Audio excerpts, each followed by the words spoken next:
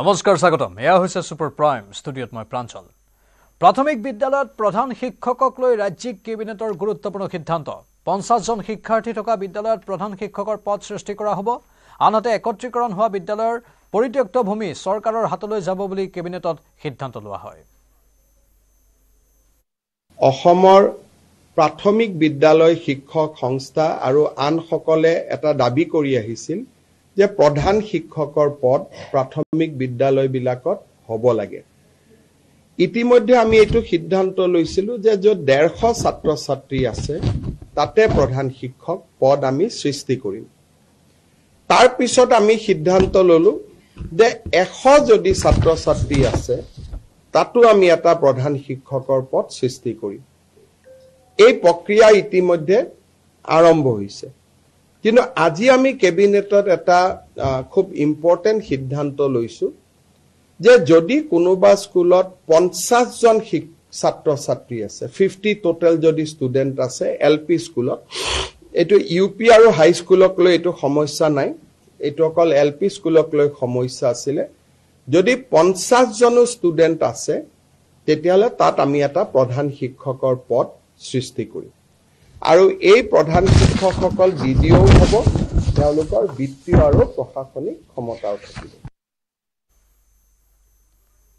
গুৱাহাটী শিলচৰ ডিব্ৰুগড়ত 24 ঘণ্টাই খোলা থাকিব দোকান গ্ৰামাঞ্চলতো নিশা 11 বজালৈ দোকান খোলা থাকিব শ্ৰমিকক একেৰাহে 9 ঘণ্টাতকৈ অধিক সময় কাম কৰাব নোৱাৰিব অৱশ্যে 24 ঘণ্টাই খোলা নাথাকিব খুৰাৰ বিপণী গুৱাহাটীত নিশা 2 বজালৈ খুৰাৰ বিপণী খোলা থকাৰ বিপৰীতে ৰাজ্যৰ অন্য জিলাত 12 বজালৈ খোলা থাকিব খুৰাৰ বিপণী যে গুৱাহাটী ডিব্ৰুগড় আৰু শিলচৰত দোকান পোহাৰ এতিয়া 24 ঘণ্টা খোলা ৰাখিব পাৰিব আৰু সাপ্তাহিক এটা যি বন্ধৰ কথা আছিল এতিয়াৰ পৰা সাপ্তাহিক বন্ধটো নাথাকিব চৰকাৰী নিয়মত নাথাকিব কোনোবাই বন্ধ কৰিব খুজিলে কোনো আপত্তি নাই ডিব্ৰুগড় গুৱাহাটী আৰু শিলচৰ পৌৰ নিগম মিউনিচিপালিটি কিন্তু বাকি টাউন সমূহত যাক এই গুৱাহাটী ডিব্ৰুগড় শিলচৰ মিউনিচিপালিটি কৰ্পোৰেচন কিন্তু বাকি টাউন সমূহত ৰাতি 2টা বজা পৰ্যন্ত দোকান পোহাৰ খোলা ৰাখিব পাৰিব গ্ৰামাঞ্চলত ৰাতি 11 বজালৈকে দোকান পোহাৰ খোলা ৰাখিব পাৰিব যাতে আমাৰ ক্ষুদ্ৰ ব্যৱসায়ীসকলৰ উপাৰ্জন বৃদ্ধি হয় তাৰ বাবে আমি এই ব্যৱস্থাটো গ্ৰহণ কৰিছো কিন্তু শ্ৰমিকক বছৰত সপ্তাহত 48 ঘণ্টাতকৈ বেছি কাম কৰাব নোৱাৰিব একেটা ষ্ট্ৰেচত 9 ঘণ্টাতকৈ বেছি কাম কৰাব নোৱাৰিব আৰু শ্ৰমিকক মই 24 ঘণ্টা দোকান খোলা ৰাখিলো তাৰমানে শ্ৰমিকৰ 3টা শিফট কৰিব লাগিব তাৰমানে শ্ৰমিকসকলক কষ্টত দি পেলাই এটো সুবিধা নহয় ইয়াৰ ফলত এমপ্লয়মেন্ট যাতে বৃদ্ধি হয় 9 আৱাৰ্ছৰ কাৰণে যদি দোকানখনে 2টা এমপ্লয়ী ৰাখিছিল এতিয়া 24 ঘণ্টাৰ কাৰণে তেওঁ 2টা 3টা শিফটত আৰু 4 জন বেছিকৈ এমপ্লয়ী ল'ব দোকানেটো ওয়াইন শ্বপো হয় কিন্তু ওয়াইন শ্বপ খিনি আমি পুৰা 24 ঘণ্টা খুলিব নিদিও ওয়াইন শ্বপ খিনি অলপ আগতীয়াকৈ বন্ধ কৰি দিও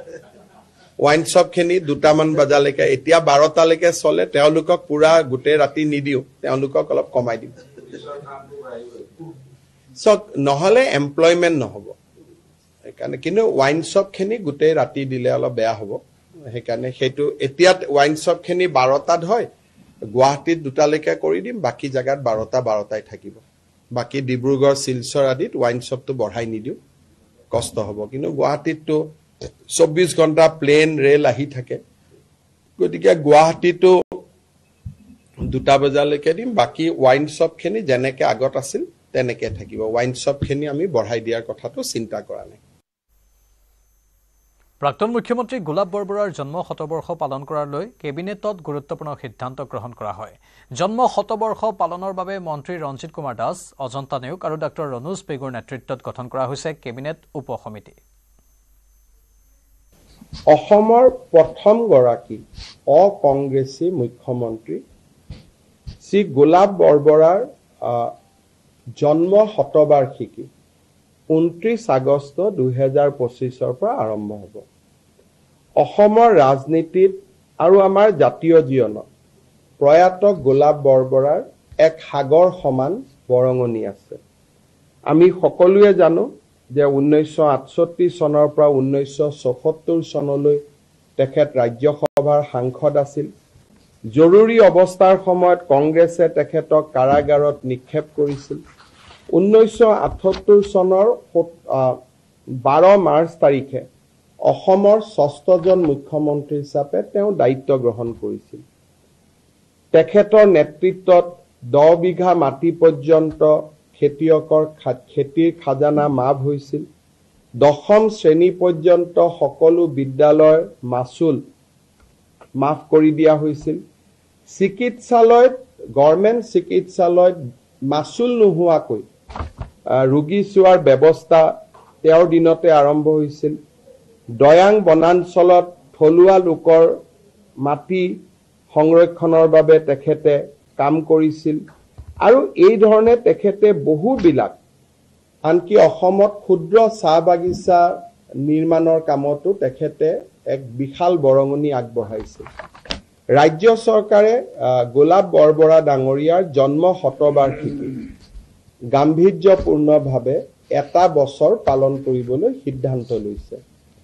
29 আগষ্ট 2025 পৰা আৰম্ভ হ'বলগীয়া এই জন্ম শতবাৰ্ষিকীত আমি কেনেদৰে পালন কৰিম তাৰ বিষয়ে নিৰ্ধাৰণ কৰিবলৈ মন্ত্ৰী ৰঞ্জিত কুমাৰ দাস, ডক্টৰ ৰণোজ পেগু আৰু অজন্তা নেওগৰ নেতৃত্বত এখন কেবিনেট সাব কমিটি গঠন কৰা হৈছে আৰু এই কেবিনেট সাব কমিটিখনে প্ৰয়াত গোলাপ বৰবৰাৰ পৰিয়াল আৰু তেওঁৰ সান্নিধ্য লাভ কৰা ব্যক্তিসকলৰ লগত আলাপ আলোচনা কৰি এটা বছৰজোৰা পৰিকল্পনা প্ৰস্তুত কৰিব যাতে গোলাপ বৰবৰাৰ আদৰ্শক আমি অসমৰ নতুন প্ৰজন্মৰ মাজলৈ লৈ যাব পাৰোঁ। ইয়াৰ উপৰিও এই বছৰটোৰ ভিতৰতে অসমৰ এখন ৰাজ্যিক শিক্ষানুষ্ঠানত বা আন ৰাজ্যিক এটা অনুষ্ঠানত প্ৰয়াত গোলাপ বৰবৰাৰ নামেৰেও নামাঙ্কিত কৰাৰ বাবে আমি সিদ্ধান্ত লৈছোঁ আৰু কেবিনেট সাব কমিটিখনেই এই অনুষ্ঠানটো আমাক দেখুৱাই দিব যে এই অনুষ্ঠানটি আপোনালোকে বা কেবিনেটে গোলাপ বৰবৰাৰ নামত নামাঙ্কিত কৰিব পাৰে। নামৰূপ কাৰখানাৰ চতুৰ্থ গোট স্থাপনত অনুমোদন দিয়াৰ বাবে প্ৰধানমন্ত্ৰী মোদীক ধন্যবাদ ৰাজ্যিক কেবিনেটৰ। ছেপ্টেম্বৰ অথবা নৱেম্বৰত আধাৰশিলা স্থাপনৰ লক্ষ্য লোৱা হৈছে। আধাৰশিলা স্থাপনলৈ প্ৰধানমন্ত্ৰীক আমন্ত্ৰণ জনাব ৰাজ্য চৰকাৰে। BVFCLৰ চৌহদত 10,601 কোটি 40 লাখ টকাৰে নিৰ্মাণ হ'ব প্ৰকল্পটো।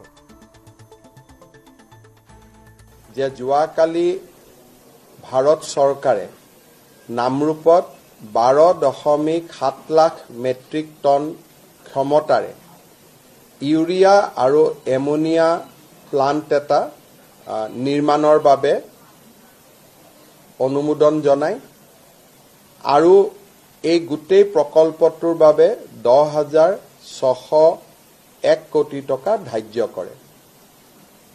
মই বিনম্ৰতাৰে সৈতে ৰাইজক জনাব বিচাৰিম যে এই নামৰূপৰ ইউৰিয়া প্লান্ট বা এমোনিয়া প্লান্ট নিৰ্মাণৰ ক্ষেত্ৰত প্ৰধানমন্ত্ৰী নৰেন্দ্ৰ মোদী ডাঙৰীয়াই কেন্দ্ৰীয় বাজেট আৰু এডভান্টেজ আসাম 2.0 ঘোষণা কৰিছিল আৰু এডভান্টেজ অসম কাৰ্যসূচীত যোগদান কৰি গৈয়েই প্ৰধানমন্ত্ৰী ডাঙৰীয়াই প্ৰথম সুযোগতে এই বিশেষ প্ৰকল্পটো কেন্দ্ৰীয় কেবিনেটৰ দ্বাৰা অনুমোদিত কৰোৱাই। আপোনালোক সকলোৱে জানে যে এই প্ৰকল্পটোত ভাৰত চৰকাৰৰ 60% অংশীদাৰিত্ব থাকিব আৰু অসম চৰকাৰে এই প্ৰকল্পটোত 40% অংশীদাৰিত্ব ল'ব। আৰু যদি ইণ্ডিভিজুৱেল এণ্টিটি হিচাপে চাব যাওঁ ভাৰত চৰকাৰৰ 4টা সংস্থাই ইয়াত নিজৰ নিজৰ অংশীদাৰিত্ব ল'ব। শিৱসাগৰৰ ৰংঘৰত হোৱা বানপানীৰ সমস্যাক লৈ কেবিনেটত গুৰুত্বপূৰ্ণ সিদ্ধান্ত। বানপানী নিয়ন্ত্ৰণৰ বাবে এটা বিশেষজ্ঞ কমিটি প্ৰেৰণ কৰা হ'ব ৰংঘৰলৈ। লোক নিৰ্মাণ, জলসম্পদ, পুৰাতত্ব, নগৰ উন্নয়নৰ লোক থাকিব এই কমিটিত। বাতৰি কাকতত ৰংঘৰত কৃত্ৰিম বানপানী সৃষ্টি হোৱাৰ বাতৰি ওলাই আছে। ৰংঘৰ পৰ্যবেক্ষণ কৰিবলৈ কেবিনেটে এটা লোক নিৰ্মাণ বিভাগ আৰু ৱাটাৰ ৰিচোৰ্চ ডিপাৰ্টমেণ্ট আৰু আৰবান এফেয়াৰ্ছ ডিপাৰ্টমেণ্ট আৰু আৰ্কিঅলজি ডিপাৰ্টমেণ্ট এই চাৰিওটা ডিপাৰ্টমেণ্টৰ বিষয়া সন্নিবিষ্ট এটা এক্সপাৰ্ট টিম ৰংঘৰলৈ পঠাবৰ বাবে সিদ্ধান্ত গ্ৰহণ কৰিছে। অসমৰ ৰাষ্ট্ৰীয় ঘাইপথ হেলিকপ্টাৰ যুদ্ধ বিমান অৱতৰণ কৰিব পৰাকৈ নিৰ্মাণ কৰা হ'ব। বিশেষকৈ যোৰহাট ডিব্ৰুগড় ৰাষ্ট্ৰীয় ঘাইপথ যুদ্ধ বিমান অৱতৰণ কৰিব পৰাকৈ নিৰ্মাণ কৰা হ'ব বুলি মন্তব্য মুখ্যমন্ত্ৰীৰ। মইতো ভাবো যে আমি যি ধৰণে নেশ্যনেল হাইৱে যোৰহাটৰ পৰা ডিব্ৰুগড়ত বনাই আছো, আমি নেশ্যনেল হাইৱেৰ ওপৰতো হেলিকপ্টাৰো লেণ্ড কৰাম আৰু প্লেনো আমি লেণ্ড কৰাম।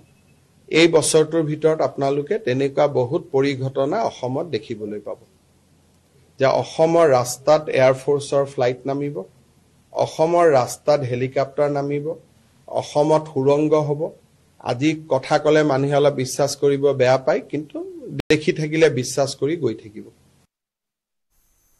মৰাণ, মটক আৰু কমতাপুৰ কাউন্সিল নতুনকৈ সংশোধন কৰাৰ বাবে ৰাজ্যিক কেবিনেটত সিদ্ধান্ত লোৱা হয়। কমতাপুৰ, মৰাণ আৰু মটক অট'নমাছ কাউন্সিলৰ তিনিওখন বিল সংশোধন কৰাৰ বাবে সিদ্ধান্ত গ্ৰহণ কৰা হয়।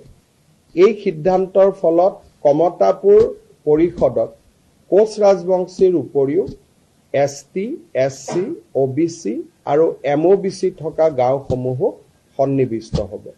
মৰাণ আৰু মটক কাউন্সিল দুখনতো সেই ধৰণে আমি এমেণ্ডমেণ্ট আনিছোঁ যে যদি ক'ৰবাত 50% কম মৰাণ মটক জনগোষ্ঠীৰ লোক থাকে, তেওঁলোকো অট'নমাছ কাউন্সিলত সোমাব পাৰে।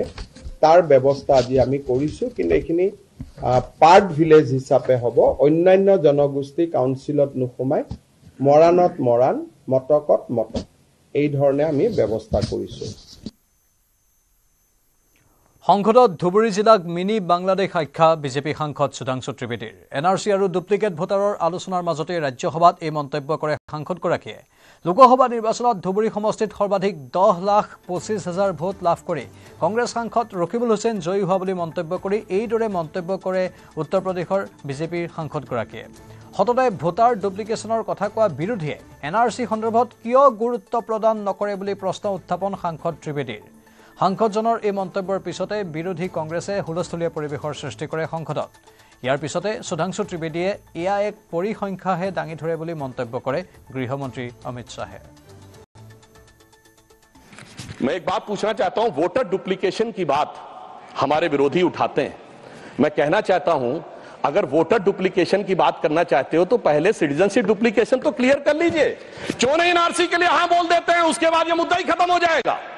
भाई जब आप कह रहे हैं कि वोटर्स को लेकर आपके मन में संदेह है तो एक बार NRC करवा दीजिए। दूध का दूध, पानी का पानी। मगर सभापति महोदय, NRC क्यों नहीं करानी है? उसका कारण यह है कि पिछले चुनाव में सबसे बड़ी जीत कहां पे हुई है?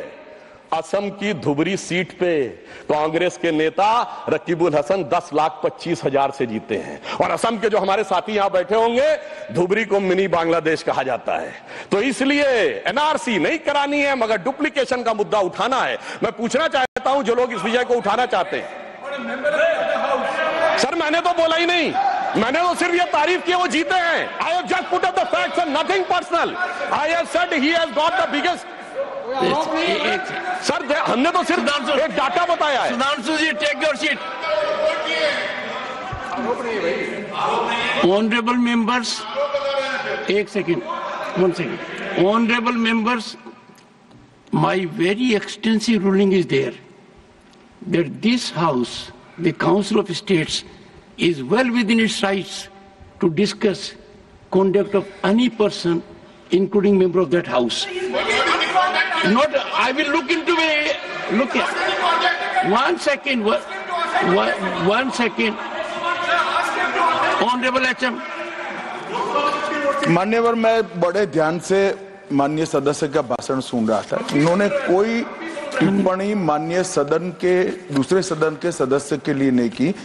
इनका जीत का मार्जिन बताया, वो रिकॉर्ड का हिस्सा है मान्यवर। भारत के चुनाव आयोग के रिकॉर्ड का हिस्सा है और इसमें अगर थोड़ा ऊपर नीचे होगा 2-5 हजार तो कल भाई लेटर देकर सुधार देना सुधांशु।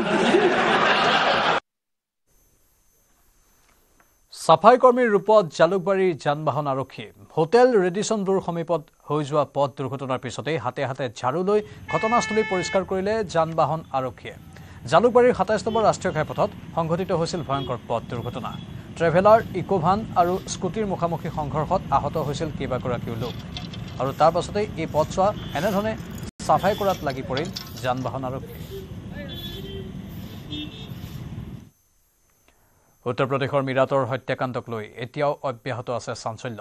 প্ৰেমিকেৰে মিলি পত্নীয়ে হত্যা কৰিছিল মাৰ্চেণ্ট নেভিৰ বিষয়া সৌৰভ ৰাজপুতক।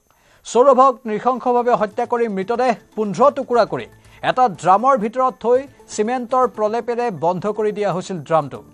এই ঘটনাক লৈ উত্তৰ প্ৰদেশ আৰক্ষীয়ে অব্যাহত ৰাখিছে তদন্ত। দুই হত্যাকাৰীক লৈ ক্ষোভিত হৈ পৰিছে সকলো। নিজৰ পিতৃ মাতৃয়ে কন্যাৰ মৃত্যুদণ্ডৰ দাবী কৰিছে। তেনেস্থলত আন লোকৰ ক্ষোভ হৈ পৰিছে স্বাভাৱিক, যাৰ বাবে মুখ্য ন্যায়িক দণ্ডাধীশৰ আদালতত দুই হত্যাকাৰীক হাজিৰৰ সময়ত দেখা গ'ল ক্ষোভৰ উদগিৰণ। ক্ষোভ উজাৰিলে একাংশ অধিবক্তাই। আৰক্ষীয়ে অভিযুক্ত মুস্কান আৰু সাহিলক আদালতলৈ লৈ যোৱাৰ সময়তেই সৃষ্টি হয় উত্তেজনাৰ।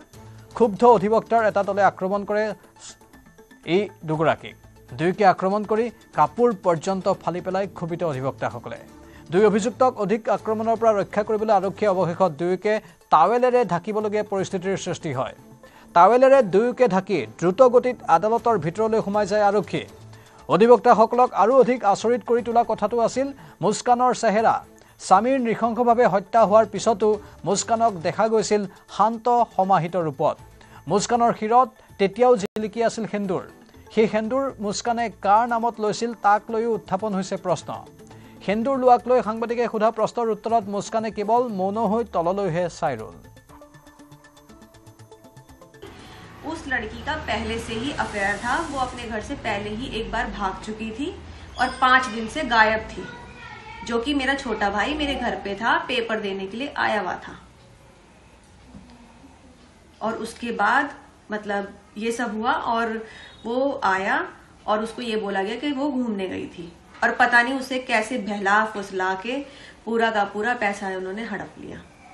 एक पूरा 50 लाख का मकान है, 4 पहिए की गाड़ी है, हीरे जवाहरात हैं, मतलब गोल्ड के टॉप्स हो गए, डायमंड की रिंग हो गई, चेन हो गई 1.5-2 लाख की, ये सारी चीजें थी।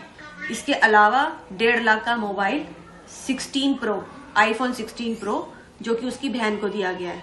जब से मेरा भाई गया है तब से उनकी चांदी बनी है और उस पैसे का उन्होंने पूरा उपयोग करके अपनी जिंदगी बना ली है और अब उन्हें, मुझे जो लग रहा है, उन्हें तो जो चाहिए था वो मिल गया है। আনহাতে এই ঘটনাত মুস্কানৰ সমানেই মুস্কানৰ মাতৃকো জকৰীয়া কৰিলে মৃত সৌৰভৰ মাতৃয়ে। মুস্কানৰ মাতৃয়ে পূৰ্বৰ পৰাই সকলো গম পাইছিল বুলি অভিযোগ উত্থাপন কৰে সৌৰভৰ মাতৃয়ে। पता तो उसकी माँ को पहले ही था, मगर वो गुमराह करने के लिए उन्होंने बताया है कि वो उसकी माँ के पास पहुंच चुकी थी कि मैंने ऐसे ऐसे उसको मार दिया है और वो ड्रम कोई ले जाने को तैयार नहीं है।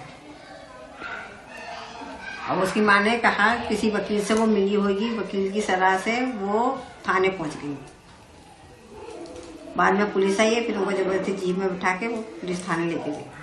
मगर वो चीज हम वापस लेंगे उनसे और इनको फांसी होगी 5 को और 6ठा वो लड़का। ভাৰতত ভয়াবহ ৰূপত শিপাইছে ডিজিটেল এৰেষ্টৰ ঘটনা। এইবাৰ ভুৱা চিবিআই বিষয়াৰ জালত পৰিল মুম্বাইৰ এগৰাকী বৰ্ষীয়ান মহিলা। ভুৱা চিবিআই বিষয়াৰ ডিজিটেল এৰেষ্টত 86 বছৰীয়া এগৰাকী মহিলাই হেৰুৱালে 20.26 কোটি টকা। মহিলাগৰাকীৰ ঘৰত কাম কৰা লোকৰ তৎপৰতাত পোহৰলৈ আহিল এই সমগ্ৰ ঘটনা। 2 মাহৰ ভিতৰত দক্ষিণ মুম্বাইৰ 86 বছৰীয়া মহিলাগৰাকীয়ে হেৰুৱালে সঞ্চয়ৰ 20 কোটিতকৈ অধিক টকা। এই ঘটনাৰে জড়িত 3 জনক গ্ৰেপ্তাৰ কৰা হৈছে। মহিলাগৰাকীৰ পৰা ধন দাবী কৰিবলৈ চিবিআই বিষয়াৰূপে বা চিবিআইৰ বিষয়া ৰূপ লোৱা এজন প্ৰবঞ্চকে জনোৱা মতে 2 মাহ ঘৰতে থাকিবলৈ বাধ্য কৰাইছিল মহিলাগৰাকীক। 3 ঘণ্টাৰ মূৰে মূৰে ফোন কৰি তেওঁৰ লোকেশ্যনৰ উমান লৈছিল প্ৰবঞ্চকে। 2024 চনৰ 26 ডিচেম্বৰৰ পৰা চলিত বৰ্ষৰ 3 মাৰ্চৰ ভিতৰত সংঘটিত হোৱা এই অপৰাধৰ সৈতে জড়িত 3 জনক গ্ৰেপ্তাৰ কৰা হৈছে। প্ৰবঞ্চকে বৃদ্ধাগৰাকীক তেওঁৰ একাউণ্টত থকা ধন পৰীক্ষা কৰাৰ অজুহাতত বেংকৰ সবিশেষ শ্বেয়াৰ কৰিবলৈ কয়, যিবোৰ অপৰাধমূলক কাৰ্যকলাপৰ সৈতে জড়িত। ইয়াৰ পিছতে 2 মাহৰ ভিতৰত তেওঁৰ পৰা 20 কোটি 26 লাখ টকা আদায় কৰিছিল, য'ত তেওঁৰ নামত থকা গোচৰৰ পৰা মুক্ত কৰি তদন্ত সম্পূৰ্ণ হোৱাৰ পিছত সেই ধন ঘূৰাই দিয়াৰ প্ৰতিশ্ৰুতি দিছিল। আদালতৰ মাচুলকে ধৰি বিভিন্ন কাৰণত সেই ধনৰ প্ৰয়োজন হ'ব বুলি কৈছিল প্ৰবঞ্চকে। চলিত মাহৰ আৰম্ভণিতে মহিলাগৰাকীয়ে দাখিল কৰা এজাহাৰ অনুসৰি নিজকে CBIৰ বিষয়া বুলি দাবী কৰা এজন লোকৰ পৰা ফোন আহিছিল তেওঁলৈ। তেওঁক জনাইছিল যে তেওঁৰ আধাৰ কাৰ্ডৰ ভিত্তিত বেংক একাউণ্ট খোলা হৈছে, যিটো ধন সৰবৰাহৰ বাবে ব্যৱহাৰ কৰা হৈছিল। প্ৰবঞ্চকৰ ভয়ত নিজৰ ঘৰৰ পৰাও ওলাবলৈ ভয় কৰা মহিলাগৰাকীয়ে কেৱল খাদ্যৰ বাবেহে নিজৰ কোঠাৰ পৰা ওলাই আহিছিল। কোঠাৰ ভিতৰত তেওঁ কাৰোবাক চিঞৰি কথা কোৱাত পোহৰলৈ আহে সমগ্ৰ ঘটনা। এই ঘটনা এজন বন কৰা লোকে পৰ্যবেক্ষণ কৰি মহিলাগৰাকীৰ কন্যাক জনাইছিল। গোচৰটোৰ তদন্ত কৰি থকা সময়তে চাইবাৰ আৰক্ষীয়ে এই ধন বিভিন্ন বেংক একাউণ্টলৈ ট্ৰান্সফাৰ কৰাৰ তথ্য লাভ কৰে, য'ত মালাত অঞ্চলৰ বাসিন্দা ছায়ন জামিল শ্বেখ নামৰ এজনৰ এটা একাউণ্টো আছিল। আৰক্ষীয়ে জনোৱা মতে শ্বেখৰ একাউণ্টলৈ 4,99,000 টকা ট্ৰান্সফাৰ কৰা হৈছে, যিটো টকা তেওঁ উলিয়াই আন এজন প্ৰবঞ্চকক দিছিল। চাইবাৰ আৰক্ষীয়ে শ্বেখক বিচাৰি গ্ৰেপ্তাৰ আৰু জেৰা কৰাৰ পিছত থানেৰ মীৰা ৰোডৰ বাসিন্দা আন এজন অভিযুক্ত ৰাজিক আজান বাট নামৰ এজনক আটক কৰে। বুধবাৰে আৰক্ষীয়ে আন্ধেৰীৰ ঋত্বিক শেখৰ ঠাকুৰ নামৰ আন এজনক গ্ৰেপ্তাৰ কৰে। তেওঁৰ একাউণ্টত 9 লাখ টকা ট্ৰান্সফাৰ কৰাৰ তথ্য পাইছিল আৰক্ষীয়ে। ইতিমধ্যে ঠাকুৰে SBI একাউণ্টৰ পৰা 9 লাখ টকা উলিওৱাৰ কথাও স্বীকাৰ কৰিছে, যিটো একাউণ্ট তেওঁৰ সহযোগীসকলে মহিলাগৰাকীক প্ৰতাৰণা কৰি সৰকাইছিল। তদন্তকাৰী আৰক্ষীৰ মতে বাট চাইবাৰ প্ৰবঞ্চকৰ আন্তঃৰাষ্ট্ৰীয় ৰেকেটৰ অংশ আছিল। ভাৰতীয় নাগৰিক সুৰক্ষা সংহিতাৰ 35 নম্বৰ ধাৰাত জাননী জাৰি কৰি আন 2জন অভিযুক্তক আৰক্ষীয়ে চিনাক্ত কৰিছে বুলিও জানিবলৈ দিয়ে। উল্লেখযোগ্য যে ডিজিটেল এৰেষ্ট হৈছে চাইবাৰ জালিয়াতিৰ এক নতুন আৰু ক্ৰমবৰ্ধমান ৰূপ, য'ত প্ৰবঞ্চকে আইন প্ৰয়োগকাৰী বিষয়া বা চৰকাৰী সংস্থাৰ কৰ্মী হিচাপে নিজকে পৰিচয় দিয়ে আৰু অডিঅ' বা ভিডিঅ' কলৰ জৰিয়তে ভুক্তভোগীক ভয় দেখুৱায়। ভুক্তভোগীক পণবন্দী কৰি টকা দিবলৈ হেঁচা প্ৰয়োগ কৰে, যি ঘটনাৰ সংখ্যা প্ৰতিদিনে উদ্বেগজনকভাৱে বৃদ্ধি পাইছে ভাৰতত। ছত্তীশগড়ত পুনৰ মাওবাদী বিৰোধী অভিযান। নিৰাপত্তাৰক্ষীৰে হোৱা সংঘৰ্ষত নিহত 30 মাওবাদী। বিজাপুৰ আৰু কাংকেৰ জিলাত অব্যাহত আছে অভিযান। বিজাপুৰত নিহত হৈছে 18 জন মাওবাদী কেডাৰ। কাংকেৰত নিহত হৈছে 12 জন মাওবাদী কেডাৰ। মাওবাদীৰ বিৰুদ্ধে এতিয়াও অব্যাহত আছে অভিযান।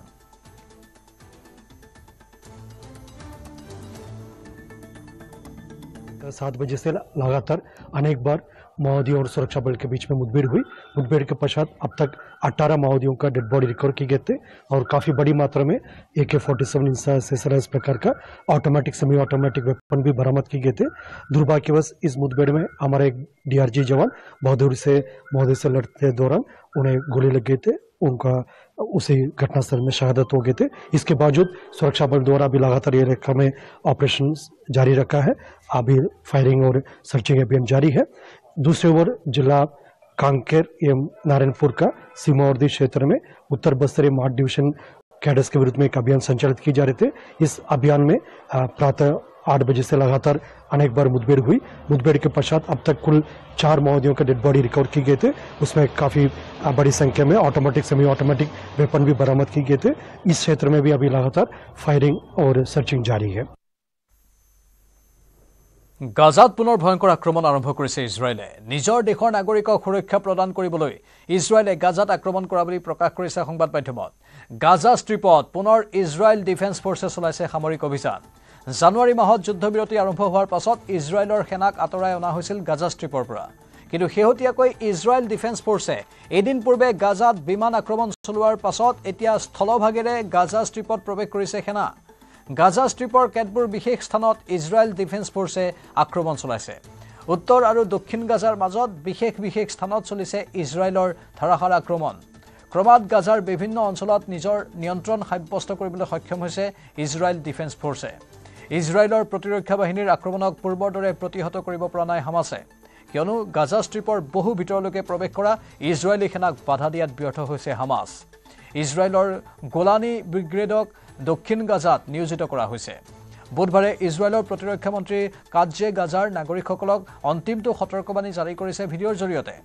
হামাছক গাজা ষ্ট্ৰীপৰ শাসনৰ পৰা উফৰাই পেলোৱাৰ হুংকাৰ দিছে ইজৰাইলৰ প্ৰতিৰক্ষা মন্ত্ৰীয়ে হামাছক শাসনৰ পৰা আঁতৰাই পেলাওক বুলি আহ্বান জনাইছে গাজা ষ্ট্ৰীপৰ নাগৰিকসকলক মঙলবাৰৰ বাবে ইজৰাইলে চলোৱা ধাৰাবাহিক বিমান আক্ৰমণত ধ্বংস হৈছে গাজাৰ বহু অট্টালিকা ইজৰাইলৰ বিমান আক্ৰমণত মৃত্যু হৈছে 183টা শিশুসহ মুঠ 436 জন লোকৰ আক্ৰমণত আহত হৈছে প্ৰায় 678 গৰাকী লোকৰ গাজাৰ স্বাস্থ্য মন্ত্ৰালয়ে প্ৰকাশ কৰিছে এই তথ্য হামাছক লক্ষ্য কৰি চলোৱা আক্ৰমণত নিহত হৈছে সাধাৰণ লোক ঘন জনবসতিপূৰ্ণ অঞ্চলত চলোৱা বোমা বৰ্ষণত নিহত হৈছে বহু লোক বুধবাৰে হামাছৰ এটা বেটেলিয়নৰ কমাণ্ড চেণ্টাৰ চলাইছিল ভয়ংকৰ আক্ৰমণ য'ত কেইবা ডজনৰো অধিক হামাছৰ সদস্যই আত্মগোপন কৰি আছিল ইফালে যুদ্ধবিৰতিৰ পাছত ইজৰাইলে পুনৰ আৰম্ভ কৰা এই আক্ৰমণক গৰিহণা দিছে ৰাষ্ট্ৰসংঘই মানৱীয়তাক পদানত কৰা এক কৰুণ অধ্যায় বুলি প্ৰকাশ কৰিছে ৰাষ্ট্ৰসংঘই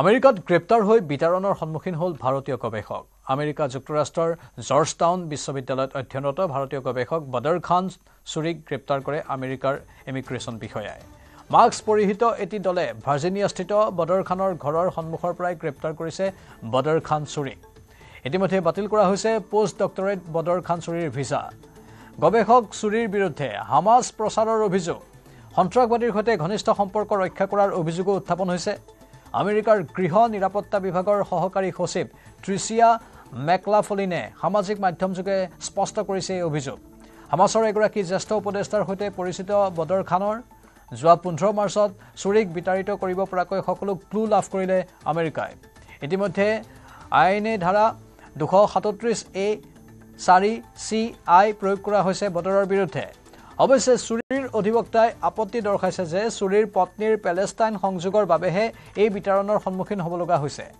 বৰ্তমান যুক্তৰাষ্ট্ৰৰ নিবাসী গাজা মূলৰ মাহফেজ সালেহ হৈছে centre for contemporary Arab studies Georgetown ইউনিভাৰ্চিটিৰ ছাত্ৰী গাজাৰ ইছলামিক বিশ্ববিদ্যালয়ৰ সাংবাদিকতা আৰু তথ্য বিভাগৰ পৰা স্নাতক ডিগ্ৰী লাভ কৰিছিল মাহফেজে নতুন দিল্লীৰ জামিয়া মিলিয়া ইছলামিয়াত গ্ৰহণ কৰিছিল মাহফেজে অধ্যয়ন ডক্টৰ বদিৰ খান চুৰিয়ে ইৰাক আৰু আফগানিস্তানৰ শান্তি স্থাপন সন্দৰ্ভত কৰি আছে গৱেষণা তেওঁৰ যি ভিছা সেয়া নিয়মীয়া বুলিও স্পষ্ট কৰিছে জৰ্জটাউনৰ মুখপাত্ৰই পেলেষ্টাইন সমৰ্থনত প্ৰতিবাদী কাৰ্যসূচীৰ বাবে ছাত্ৰ ভিছা বাতিলকৰণৰ পাছতে এগৰাকী ভাৰতীয় শিক্ষাৰ্থীয়ে কৰিছে আত্মবিতাৰণ কলম্বিয়া বিশ্ববিদ্যালয়ৰ পৰা নগৰ নিৰ্মাণ বিষয়ত ডক্টৰেট ডিগ্ৰী লাভ কৰা ৰঞ্জনী শ্ৰীনিবাসনৰ ভিছা বাতিল কৰা হৈছিল হামাছক সমৰ্থন কৰাৰ অভিযোগ আছিল এইগৰাকী 37 বছৰীয়া শিক্ষাৰ্থীৰ বিৰুদ্ধে আমেৰিকাৰ ৰাষ্ট্ৰপতি ডোনাল্ড ট্ৰাম্পৰ মধ্যস্থতাত 30 দিনৰ বাবে যুদ্ধবিৰতিত সন্মতি প্ৰদান কৰিছে ইউক্ৰেইনৰ ৰাষ্ট্ৰপতি ভলোদিমিৰ জেলেনস্কিয়ে ৰাছিয়াৰ ৰাষ্ট্ৰপতি ভ্লাদিমিৰ পুটিনেও আংশিকভাৱে মানি লৈছে আমেৰিকাই দিয়া যুদ্ধবিৰতিৰ প্ৰস্তাৱক এই সময়ছোৱাত ৰাছিয়া আৰু ইউক্ৰেইনে পৰস্পৰে আক্ৰমণৰ পৰা বিৰত থাকিব যদিও ৰাছিয়াই 30 দিনীয়া যুদ্ধবিৰতিৰ প্ৰস্তাৱক মানি ল'বলৈ অস্বীকাৰ কৰিছে আন্তঃগাঁথনি সুৰক্ষিত কৰিবলৈ আৰোপ কৰা হৈছে কেইবাটাও চৰ্ত ৰাছিয়াই শক্তি কেন্দ্ৰ উদ্যোগ আদিত আক্ৰমণ নকৰাৰ বাবে সন্মতি জনাইছে একেদৰে ইউক্ৰেইনে ৰেল ষ্টেচন বন্দৰ বিদ্যুৎ কেন্দ্ৰত যাতে আক্ৰমণ নকৰে তাৰ নিশ্চয়তা দাবী কৰিছে আমেৰিকাৰ ৰাষ্ট্ৰপতি ডোনাল্ড ট্ৰাম্পৰ পৰা বিপৰীতে হোৱাইট হাউছে দুয়োখন দেশৰ শক্তি আৰু আন্তঃগাঁথনিৰ বিষয়বোৰ যুদ্ধবিৰতিত সামৰি লোৱা হ'ব বুলি প্ৰকাশ কৰিছে অৰ্থাৎ যুদ্ধবিৰতিৰ সময়ছোৱাত শক্তিখণ্ড আন্তঃগাঁথনি থকা অঞ্চলসমূহত কোনো ধৰণৰ আক্ৰমণ কৰিলে আক্ৰমণকাৰী দেশখন জগৰীয়া হ'ব ইউক্ৰেইনৰ ৰাষ্ট্ৰপতি ভলোদিমিৰ জেলেনস্কিয়ে আমেৰিকাই দিয়া যুদ্ধবিৰতিৰ প্ৰস্তাৱক সমৰ্থন কৰি ইয়াক কাৰ্যকৰী কৰা হ'ব বুলি স্পষ্ট কৰি দিছে ছ'চিয়েল মিডিয়া যোগে এই মাহৰ শেষৰ ফালে সৌদি আৰবত অনুষ্ঠিত হ'বলগীয়া এক বৈঠকত ৰাছিয়া আৰু ইউক্ৰেইনৰ যুদ্ধবিৰতিৰ বিষয়সমূহ বিতংভাৱে আলোচনা কৰা হ'ব ইফালে যুদ্ধবিৰতিৰ সুযোগ লৈ আমেৰিকাই ইউক্ৰেইনৰ শক্তি কেন্দ্ৰসমূহ তেওঁলোকক গতাই দিব লাগে বুলি মন্তব্য কৰিছে আমেৰিকাৰ বিদেশ সচিব মাৰ্কো ৰুবিও আৰু নিৰাপত্তা উপদেষ্টা মাইক ৱাল্টজে ইউক্ৰেইনৰ শক্তি কেন্দ্ৰসমূহৰ নিৰাপত্তা সুনিশ্চিত কৰিবলৈ আমেৰিকাক মালিকী স্বত্ব দিব লাগে বুলি উল্লেখ কৰে যুদ্ধৰ সময়ত ইউক্ৰেইনক কৰা সহায়ৰ প্ৰতিদান হিচাপে আমেৰিকাই বিচাৰিছিল ইউক্ৰেইনত থকা বৃহৎ খনিজ ভাণ্ডাৰৰ মালিকী স্বত্ব কিন্তু হোৱাইট হাউচতে বহি আমেৰিকাৰ এই প্ৰস্তাৱ সাহসিকতাৰে নাকচ কৰিছিল ইউক্ৰেইনৰ ৰাষ্ট্ৰপতি ভলোদিমিৰ জেলেনস্কিয়ে যাৰ বাবে ক্ষুণ্ণ হৈছিল আমেৰিকাৰ ৰাষ্ট্ৰপতি Donald Trump no longer husband and wife এক বিশেষ দম্পতীৰ ক্ষেত্ৰত আদালতে দিলে এই ৰায় ক্ৰিকেটাৰ युजवेंद्र सहल और धनश्री बार्मार विवाह विच्छेदत अनुमोदन आदालतर चलित वर्षर 5 फेब्रुवारीत विवाह विच्छेदर आवेदन दाखिल करिছিল युजवेंद्र सहले 2020 চনৰ ডিসেম্বৰ মাহত युजवेंद्र और धनश्रीर विवाह হৈছিল তেওঁলোকৰ আবেদন অনুসৰি 2022 চনৰ জুন মাহত দুয়োৰে বিচ্ছেদ হয় 5 ফেব্ৰুৱাৰীত তেওঁলোকে পাৰস্পৰিক সন্মতিৰে বিবাহ বিচ্ছেদ বিচাৰি ফেমিলি কোৰ্টত যৌথ আবেদন দাখিল কৰে আগন্তুক আইপিএলত অংশগ্ৰহণৰ বাবে পাছলৈ সহল ব্যস্ত হৈ পৰিব বুলি বিবেচনা কৰি বম্বে উচ্চ ন্যায়ালয়ে বৃহস্পতিবাৰৰ ভিতৰত বিবাহ বিচ্ছেদৰ আবেদনৰ সিদ্ধান্ত ল'বলৈ ফেমিলি কোৰ্টক আহ্বান জনাইছিল অহা 22 মাৰ্চৰ পৰা আৰম্ভ হ'বলগীয়া আইপিএলত সহলে পঞ্জাব কিংছ দলৰ হৈ অংশ ল'ব বুধবাৰে হিন্দু বিবাহ আইনৰ অধীনত বিবাহ বিচ্ছেদৰ আবেদন দাখিল কৰাৰ পিছত দম্পতিৰ বাবে নিৰ্ধাৰিত 6 মাহৰ সময়সীমাও ৰেহাই দিয়ে উচ্চ ন্যায়ালয়ে তেওঁলোককো এই সময়ছোৱা নিৰ্ধাৰণ কৰি দিয়া হৈছিল 6 মাহৰ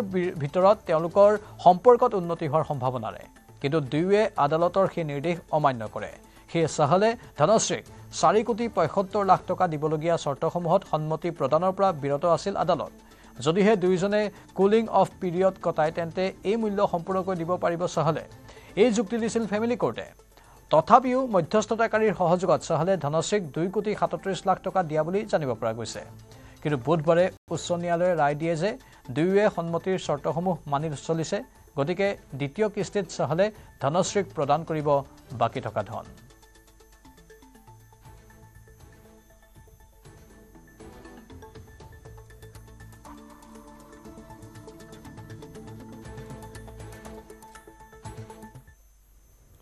মিজোৰাম সংযোগৰ আন এক মাইলৰ খুঁটি ভাৰতীয় ৰেলৰ মানচিত্ৰত অন্তৰ্ভুক্ত হ'ব মিজোৰাম শীঘ্ৰে মিজোৰামত আৰম্ভ হ'ব ৰেল সেৱা সম্পূৰ্ণ হৈ উঠিছে সাইৰাঙৰ সমীপত নিৰ্মাণ কৰা ৰেলৱে দলং সোশ্যাল মিডিয়া এক্সত এই কথা সদৰি কৰিলে কেন্দ্ৰীয় ৰেল মন্ত্ৰী অশ্বিনী বৈষ্ণৱে চলিত বৰ্ষৰ জুলাইৰ ভিতৰত মিজোৰামৰ ৰাজধানী আইজলক ৰেল লাইনেৰে সংযোগ কৰাৰ লক্ষ্য ভাৰতীয় ৰেলৱেৰ 51.38 কিলোমিটাৰ দৈৰ্ঘ্যৰ ৰেল লাইনে সংযোগ কৰিব আইজলক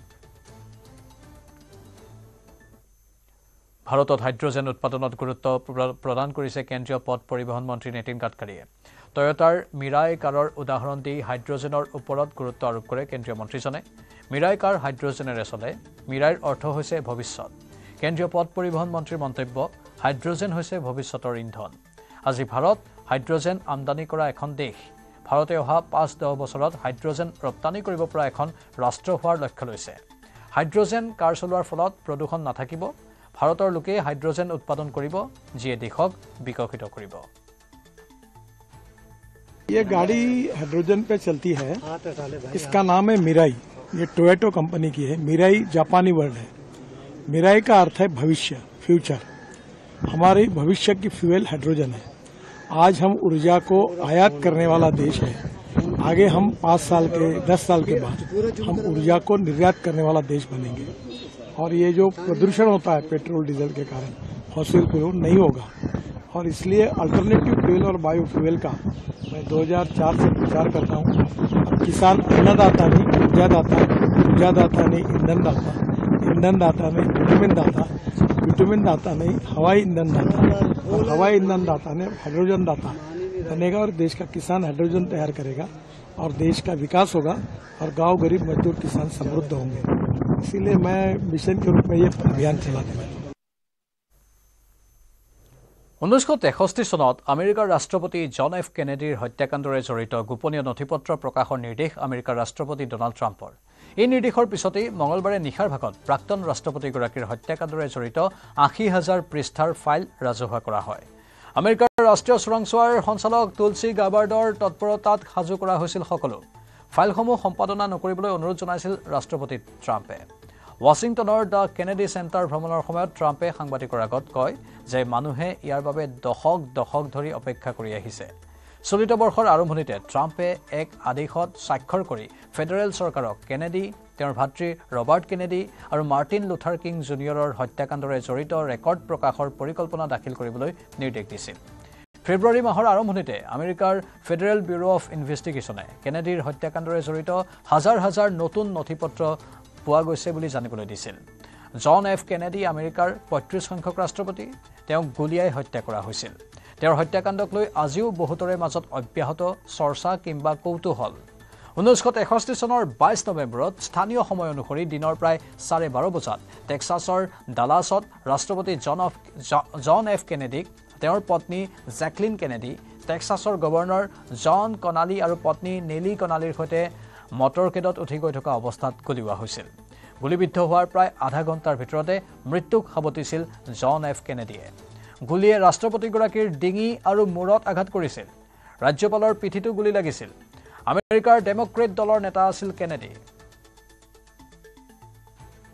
Tomorrow announcing and giving all of the Kennedy files. So people have been waiting for decades for this, and I've instructed my people that are responsible, lots of different people, put together by Tulsi Gabbard, and that's going to be released tomorrow. We have a tremendous amount of paper. You've got a lot of reading. I don't believe we're going to redact anything. I said, just don't redact. You can't redact. But we're going to be releasing the JFK files, and that would be tomorrow. Do you have anything else to add to that, Carolyn? So that's a big announcement. They've been waiting for that for decades. Then I said during the campaign I'd do it, and I'm a man of my word. So tomorrow you have the JFK files. What time will they be released? No, I'm not doing summaries. You'll write your own summaries. It's many pages. Is it 80,000 pages? Approximately 80,000 pages. So it's a lot of stuff. আৰু বাতৰিখিনিতে সময় হৈছে চমু বাণিজ্যিক বিৰতিৰ